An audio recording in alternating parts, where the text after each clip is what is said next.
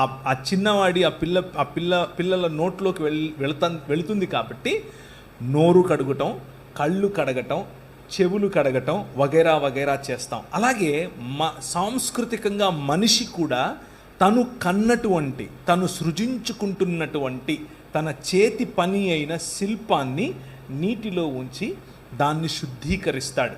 శుద్ధీకరించిన తరువాత 7 రకాలైనటువంటి అవయవ నిర్మాణం, లేకపోతే 7 రకాలైనటువంటి శరీరములో ఉండాల్సిన అవయవములను అందులో ప్రతిష్ఠ చేస్తాడు.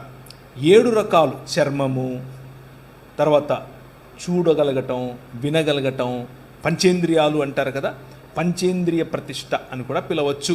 అలా చేసిన తర్వాత తీసుకొని వచ్చి పువ్వుల మీద పడుకోబెడతారు. కనీసం ఒక 3 రోజులు పువ్వుల మీద పడుకోబెట్టిన తర్వాత చర్మ సౌందర్యం పెరగాలని చెప్పి పిల్లవాళ్ళకు మనం ఏ విధంగా అయితే పసుపు రాసి మంచిగా మాలిష్ చేసి పడుకోబెడతామో, ఉయ్యాలలో వేస్తామో, అలాగే శిల్పి చెక్కినటువంటి తన చేతి పని అయిన ఈ శిల్పాన్ని తీసుకొని వచ్చి ఒక మంచి పరుపు మీద పడుకోబెడతారు.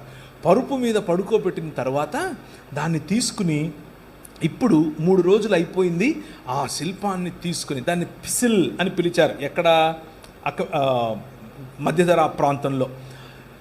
దాన్ని తీసుకుని వెళ్ళి ఆలయములో ప్రతిష్ఠించే క్రమంలో ప్రాణప్రతిష్ఠ చేస్తారు.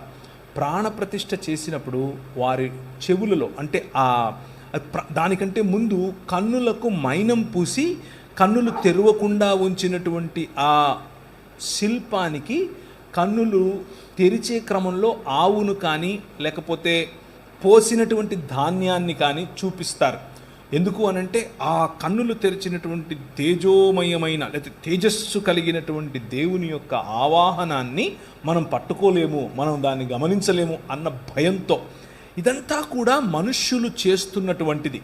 దీన్ని తీసుకుని వెళ్ళి ఒక ఆలయంలో ఉంచి అప్పుడు ప్రాణప్రతిష్ఠగా దాన్ని మంత్రోచ్చరణ చేసినప్పుడు అందులోనికి జీవం, అందులోనికి ప్రాణం అనగా ఉచ్ఛ్వాస నిశ్వాసలు, అలాగే చూపులో ఉన్నటువంటి తేజస్సు వగైరా వగైరాలు వచ్చాయి అని నమ్మి దానిని అర్చకులు వారి యొక్క మంత్రోచ్చరణ చేత అర్చన చేయటం, పూజలు చేయటం మొదలు పెడతారు. ఇది అన్ని సంస్కృతులలో కూడా, ముఖ్యంగా మధ్యధరా ప్రాంతము మరియు మెసొపటోమియా ప్రాంతం నుంచి వచ్చినటువంటి అన్ని సంస్కృతులలో జరిగే తంతు ఇదే. అక్కడక్కడ మంత్రోచ్చరణ వేరుంటుంది, మంత్రాలు వేరే ఉంటాయి, పద్ధతులు వేరే ఉంటాయి, కానీ ఓవరాల్గా జరిగేటటువంటి తంతు అయితే ఇదే.